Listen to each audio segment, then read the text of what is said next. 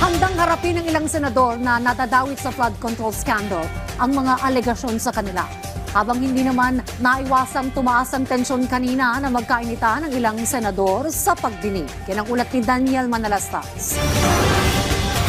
Tumayo kanina sina Senador Joel Villanueva at Senador Jinggoy Estrada sa plenaryo matapos ang mga alegasyong pinukol sa kanila sa flood control scandal na iniimbestigahan ng Senate Blue Ribbon Committee. Si Villanueva iginiit na nakahanda siya. Let me state this clearly at the very start. I am fully prepared to be investigated on these allegations. I have nothing to hide, and I welcome any inquiry that will bring out the truth.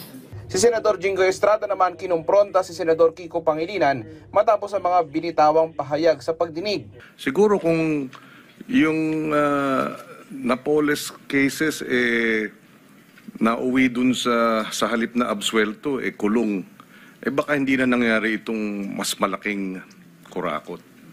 Plunder yung mga kaso nun nakakulong na nga pero na-absuelto. With due respect, such statements are not only unfair, they are malicious and utterly uncalled for. Mr. President, let me put on record.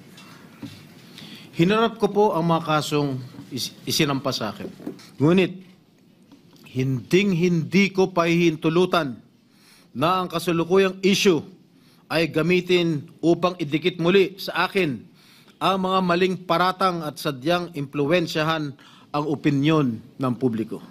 Sa isang pahayag, pinabulaanan naman ni dating Senador Bong Revilla ang mga akusasyon laban sa kanya. Don't question my opinion. I am not questioning your opinion, Mr. Chair, but you are the chairman of this committee. Anyway, let's proceed with the You are not interested in the prejudicial question that I am going to raise, Mr. Chair? Away kagad tayo rito. Kasisimula naman ang pagdinig na mangyari ang tagpong yan sa pagitan ni Senador Rodante Marcoleta at Senador Ping Lacson. Inungkat ni Marcoleta ang naging interview kamakailan ni Lacson tungkol sa mga diskaya kung saan dapat bang ipasok sila sa Witness Protection Program. Sino ba ang sabihin natin worth it or dapat na ikonsidera na state witness na ipasok man lang dito sa Witness Protection Program? And you responded, at this point between Diskaya and Bryce Hernandez,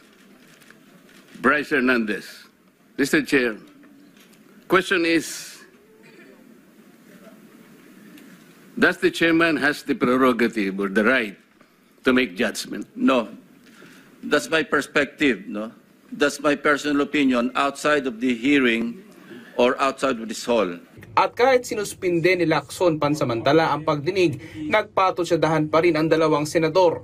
Why are you so protecting? I am not protecting them. Mabuti sinabi mo yan, Mr. Chair. Pwede ba natin i-record ito? Palagi niyong sinasabi, I am protective of the Diskaya. Inungkat naman ni Senador Bam Aquino kung pwede bang gawing kondisyon ang pagbabalik ng pera para makapasok sa Witness Protection Program.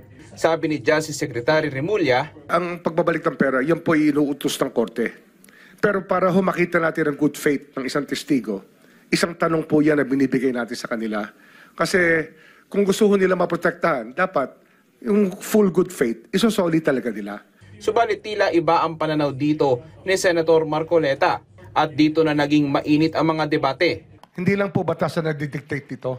It's also what is morally right, what is expected of us. Paano mo sasabihin na magre-restitute ang isang tao? Meron na bang findings kung magkano i-restitute on how it can be restituted? Nag-a-apply pa lang eh. Huwag po ninyong babaguhin ang requisite ng batas. I respect your opinion, sir. But It that's is not how, my opinion, it is in the law, Mr. Secretary. Yes, sir. Yes, sir. But I am At operating... the arbiter Sir, is can I the speak, law. sir? May I speak, sir? Yes, you I'm are operating from the vantage point of the reason behind the law, sir. What is the reason behind the law? So that we can get justice, and justice can only be attained if there is restitution. So that is the principle behind all of these things that we are talking about now. Mr. Secretary, restitution will come after. It cannot be. Sir, it can come before or after, sir. It can come before or after. You cite the law that it come before. Wala nga po sa batas eh. Huwag Sir, po ninyo babaguhin ang batas, we Mr. Secretary. are operating on a unique set of facts, and we are, all of these matters are being evaluated because the gravity of this financial crime cannot be underestimated. Dahil may mga aligasyon ng kickback, natanong naman ni Senador Erwin Tulfo si Bryce Hernandez kung pwersadong naging substandard ang mga proyekto. Nakakasigurado po ako na lahat po ng proyekto sa Bulacan First substandard po. Lahat ng proyekto, particular na ang flood control, tama po ba? Lahat po. Lahat, as in hindi lang flood control. Opo, Your Honor. Hindi po namimit ko ano po yung eksaktong nasa plano, Your Honor. Dahil yung budget pinaghati-hatian ninyo, sa dulo, walang project na maayos na dumaan sa inyo. Wala po. Dahil dyan, naglabas ng pagkabahala ang mga senador sa mga infrastruktura. Pero paglilinaw ni JP Mendoza, kumbaga, kung ito po yung standard po natin na plano, ang nangyayari po, kung ito yung binigay ng DOH, kung halimbawang 2x2, sa program po yon magiging 4x4 para yung gastos po ng sa proponent, sa opisina, sa bidding, kumbaga ma-cover po natin yung mga gastos. Daniel Manalastas para sa Pambansang TV sa Bagong Pilipinas.